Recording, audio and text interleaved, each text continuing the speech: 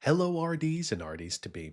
Welcome to the RD Exam Ready podcast. My name is Zach Caseberg. I'm your tutor, your coach, your guide along the path to passing the RD exam. And my biggest passion is to help RDs and RDs to be just like you, to know how to effectively pass the CDR exam. And if that sounds like you, then hey, you are in the right place. I hope all of you students are having a good, productive few weeks of studying. As I mentioned last week, if you're listening live, I've just been incredibly busy with life lately. And who isn't busy? But as far as points in my life, this is probably going to be one of the busiest. Taking care of my family, upcoming travel, really heavy work obligations on my usual 9 to 5 job, on top of what I'm trying to do with this podcast. And it's for that reason that we've taken a short break on the RD Exam Ready live sessions that we host on YouTube. So if you've been looking out for those, don't worry, you're not missing anything. I just purely do not have the time to dedicate towards it. So continue being patient with me for probably about 1 to 2 more weeks. Once everything gets settled with my work, with my home, with travel, we should be back to a regular schedule with those live sessions on YouTube. Of course, if you haven't watched or rewatched the old ones that we've done, go to the RD Exam Ready YouTube page, check those on the live section, or just listen to the podcast to get some extra content there. And then make sure you join that mailing list that's located in the description of the podcast, just so you can know when upcoming lives are going to happen and so you can get those notes that we're going to have for those sessions as well. Many of you know my background, and many of you don't know my background of dietetics. It's not something too complex. I currently work in food service and have for several years. I previously worked in clinical and oncology, and really community is the only thing that I haven't spent several years doing.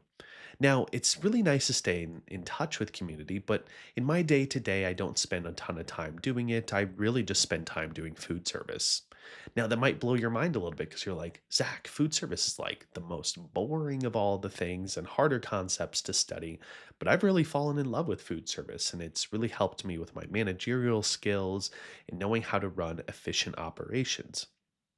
Currently, I work at a public university with several large dining centers in food service operations, both retail and kind of culinary support centers, things like that. And within the campus, we all have different types of food service operations that are being run. The exam guidelines really talk about 4 types of food service production systems that exist out there, and they tend to be difficult for students to wrap their head around for whatever reason. That would be conventional, commissary, ready prepared, as well as assembly serve type of operations. If you've ever struggled with this, raise your hand and look around at all the other people who are in the same boat as you. Let's do a little short lesson today to talk about each of these food service production systems, talk about more about the pros, the cons, the purpose of each of these systems. And as suggested by my wife, she said, hey, you need to tell more stories on the podcast. It's getting a little dry. So maybe I'm going to try to talk about this more as a story instead of a lesson. Francine is a student at a public university. On her first day of campus, she goes to the dining center for breakfast. Within her dining center, she notices several things. She sees cooks and chefs opening boxes of raw materials: whole bell peppers, raw eggs, whole pieces of chicken, dried pasta, and even some of them making their own pizza dough and bread from scratch.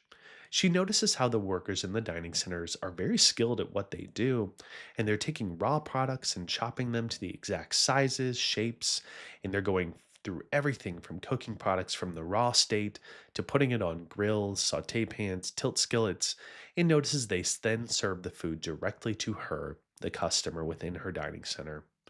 Of our 4 food service operation systems, what does this sound like to you, RD, to be?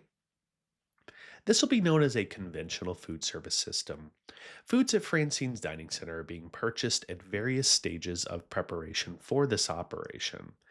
And the key point here is that the food is being prepared on site and then is being also served on site. That's very testament to a conventional system.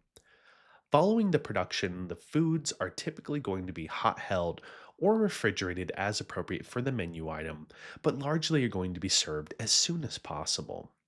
That's going to be a key point to conventional right there, is that the food is being prepared on site and then served to the customer on site as well. We see this in most restaurants. So if you need a good example to think of your favorite high scale date spot or just place that you like to go alone that really fits with a conventional food service production system. No, conventional isn't always as simple as a restaurant.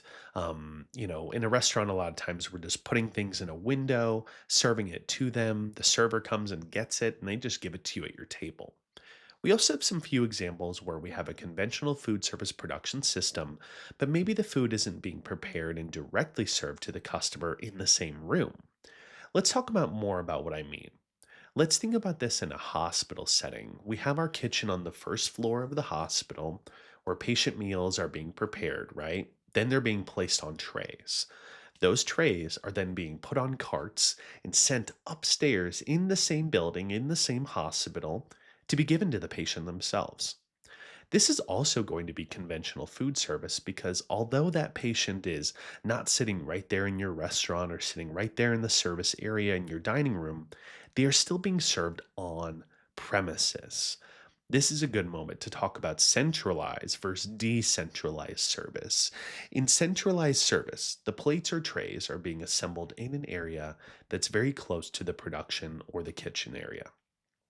In decentralized, the food is being transported in bulk to a location separate from that production area, is being assembled once it reaches that location. Let's give a few examples to put these together. Centralized is much like what you're seeing in a classic restaurant. Someone is placing their order, the order is being prepared in the kitchen, then it's being placed in the window and served very close to where that customer is sitting. So make sure you don't complicate things when it comes to centralized. It's just exactly that. Decentralized at times gets a little bit mixed up with commissary, but I don't want to jump to that yet. Let's think about a doctor's suite. Okay, a doctor's suite in a hospital. The kitchen prepares bulk amounts of soups, salads, and hot held entrees for the doctors to transport to the suite. They're still in the same building, but the doctors themselves are not being served in the area close to the production system. We're transporting everything in bulk and we're going to send it to the doctor's wing where we're going to have someone who's going to tray it and put it on plates for them before giving it to the doctor. To be clear, in no way are we putting this food in a truck and driving it to a satellite facility. That doctor's wing example is not going to be a satellite facility, so make sure you don't mix that up.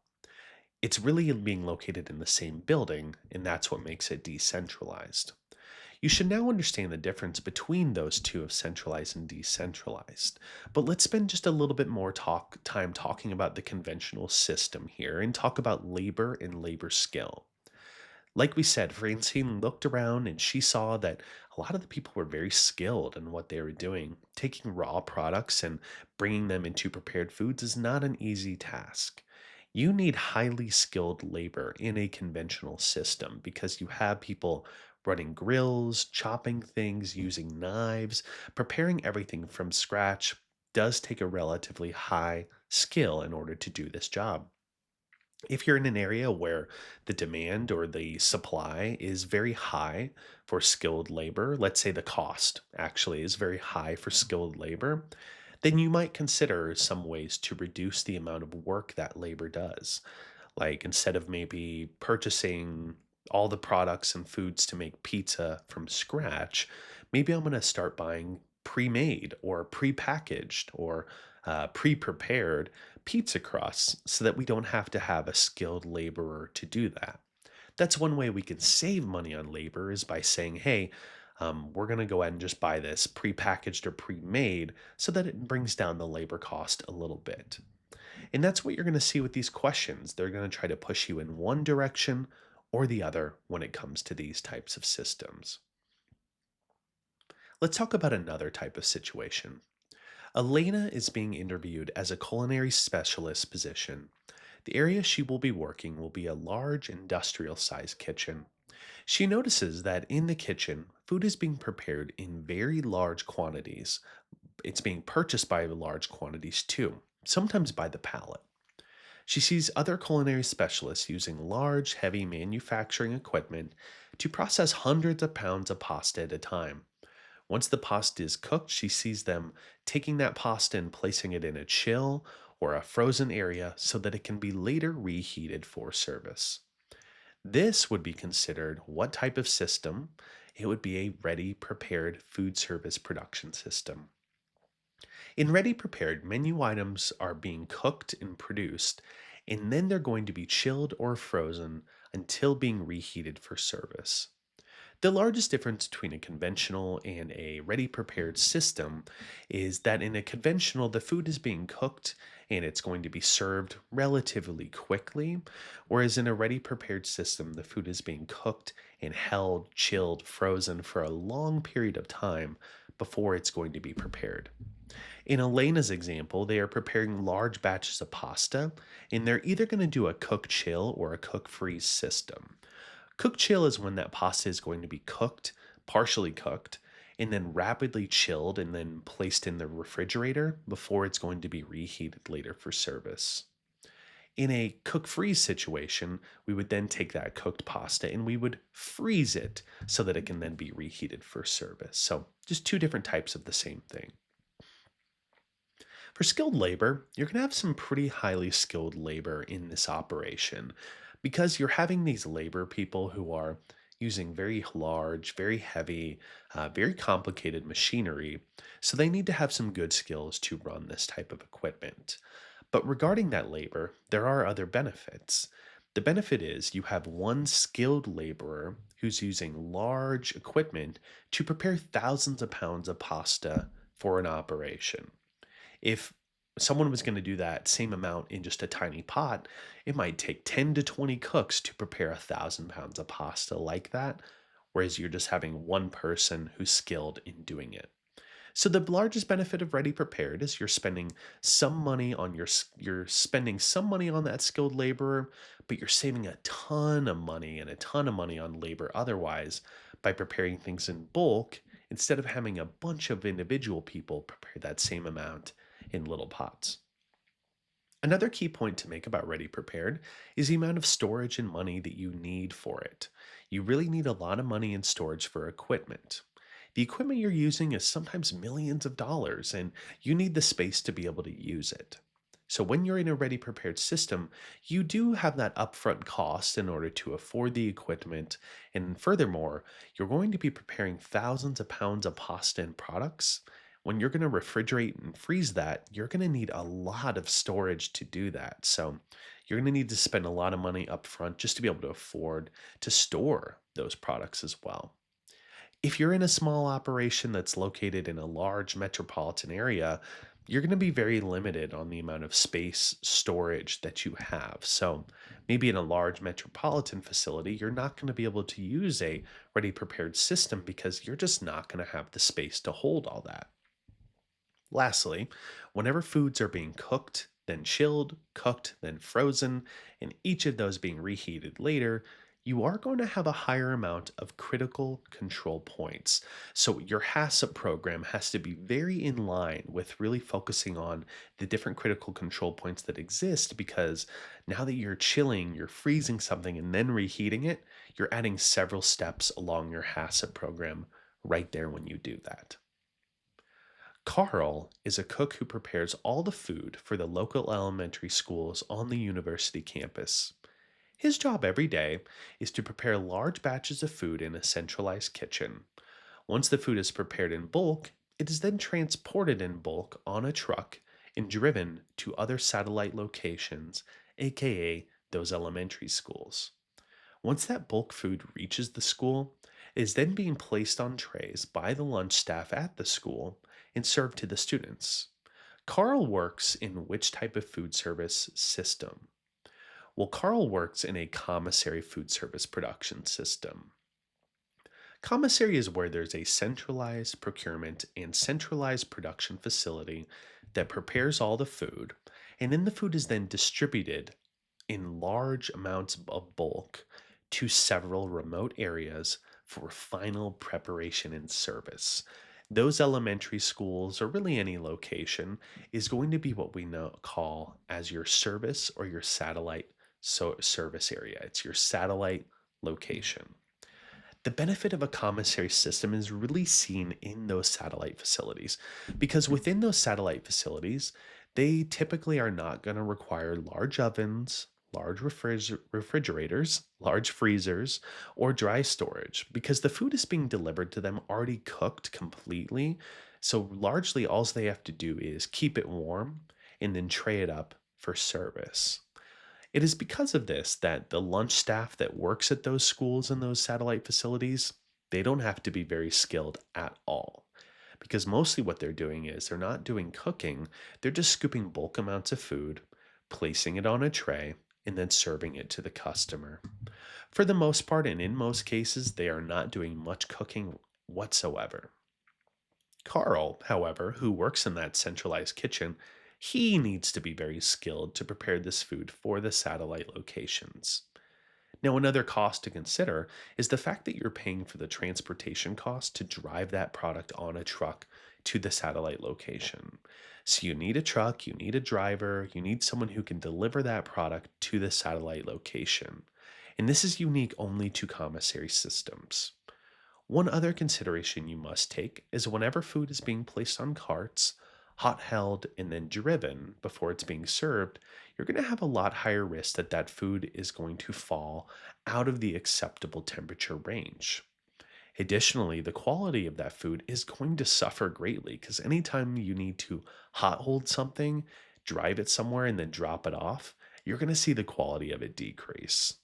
A commissary would be considered a decentralized type of system because the food is being prepared in one centralized kitchen, driven, and then plated somewhere that's away from the main production area. Number four here, Raj works at 11 to 7 gas station. Raj takes fully frozen and fully prepared items and cooks them there at the gas station. He takes hot dogs and taquitos, places them on warm rollers directly out of the bag. He also takes fully cooked chicken nuggets, tosses them on a sheet tray, and places them in a very small oven where they can then be purchased by customers. What type of operation does Raj work for? Raj is working at an assembly serve food service production system. It's also known as a convenience food service production system. Food products are brought into the gas station with a maximum degree of processing. Little, if any, processing or cooking is done in the site that it's being transported to. It's because of this that your labor and equipment costs are very low in an assembly serve food service production system. What's so nice about this is how much you're saving on labor cost, especially in highly skilled labor. You're saving so much money. I want you to imagine another scenario. Let's say we're doing prepackaged salads. I have 5 staff members standing in a line. I give each of them, or I give the first one a plastic bowl, and they take a handful of lettuce, place it in the bowl. Then they pass it to the next person who puts a handful of carrots in there. The third person does a handful of grape tomatoes. The fourth person does a handful of cucumbers. And the last person, they just do a handful, or I'm sorry, they just do a little packet of ranch dressing, close it, and then they put it away. This is also a ready prepared system where you're buying everything pre done, pre shredded lettuce, pre chopped cucumbers, pre shredded cheese, little individual packs of dressing. This is also going to be an example of this because for those that are preparing the salad, they're doing very little production here. Now, the question I might ask you is how yummy does that salad sound? Mm, Probably not very good because the quality in an assembly serve is going to be the lowest quality of food compared to any other of these food service production systems. Because food is being prepared and purchased at the maximum processing point, and it's going to be at the lowest quality because of that. You also won't require much storage in an assembly serve system because most of the food is being purchased completely prepared and then being served. You don't have to buy bulk amounts of pasta or large whole raw vegetables and then process them because everything is coming pre processed. So you really save a lot of money in space and storage when you're using an assembly serve system. Now let's apply these to practice questions. Number one, the best choice of a food production system in an area where cost of storage and production space is extremely high is A. Cook chill, B. Commissary, C. Conventional, or D. Assembly serve. The best choice of a food production system in an area where cost of storage and production space is extremely high, your best choice would be what? So let's use ABCD, process of elimination, to help us out here. For A, cook chill. Well, cook chill is like a ready prepared system, basically, right? So if my cost of storage and production is extremely high, I don't think a cook chill or ready prepared is going to be a good choice because I need lots of space to hold this cooked product, to buy all this bulk product. And so I don't think this is going to be a good fit because I'm going to need lots of space to do this. So I'm going to roll out answer A because of that. Answer B, commissary. Hmm. Well, commissary is going to be one where I still need to have a centralized kitchen to produce all the food. So I don't think this is going to be the best fit, but I'm going to hold on to it for right now. C, conventional. Well, I know conventional is not going to be it because if the cost of storage and production is extremely high, well, I have to buy a lot of raw products when it comes to a conventional system, and I don't think C will be a good fit. I'm going to rule that one out. D, assembly serve. So this would be like the example with Raj, where we're preparing the taquitos or hot dogs.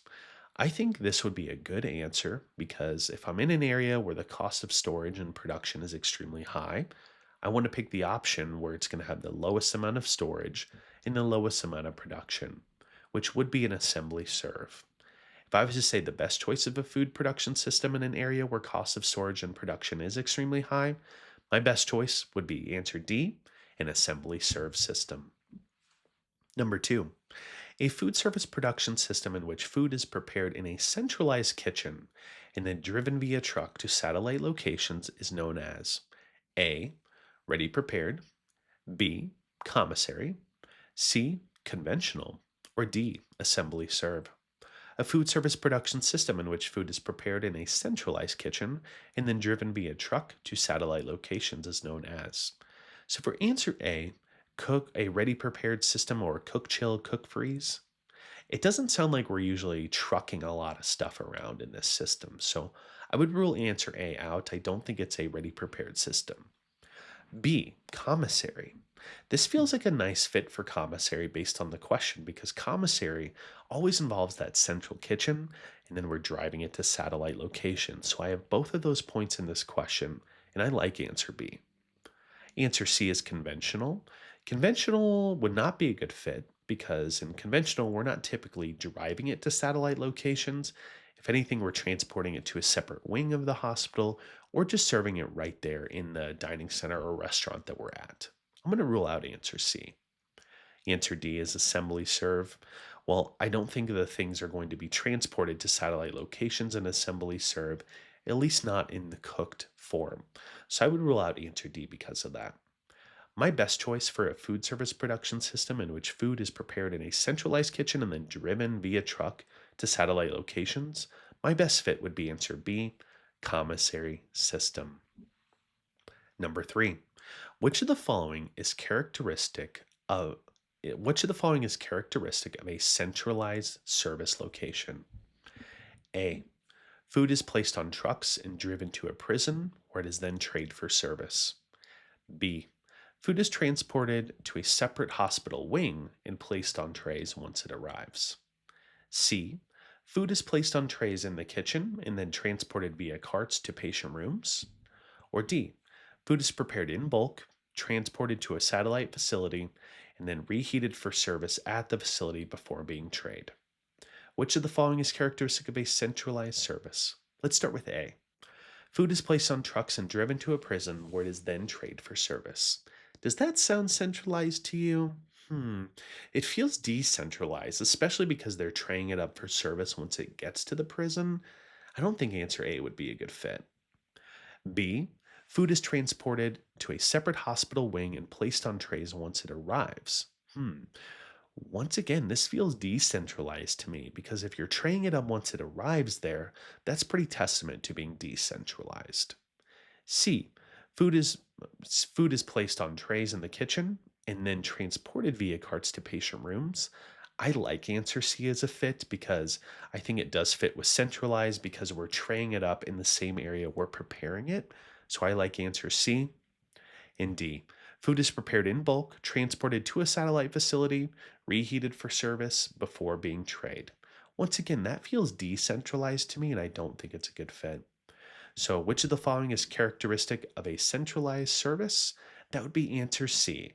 Food is going to be placed on trays in the kitchen and then transported via cart to the patient room. That wraps up today's lesson, students. I hope you watched, listened, learned, and enjoyed today's show. Remember, passing this exam is a journey. We all need assistance along the way. Do yourself, do me a favor, hit the subscribe button if you haven't, share with other studying students, rate, review, comment, help spread the word. And remember, as always, happy studying to you, RD to be.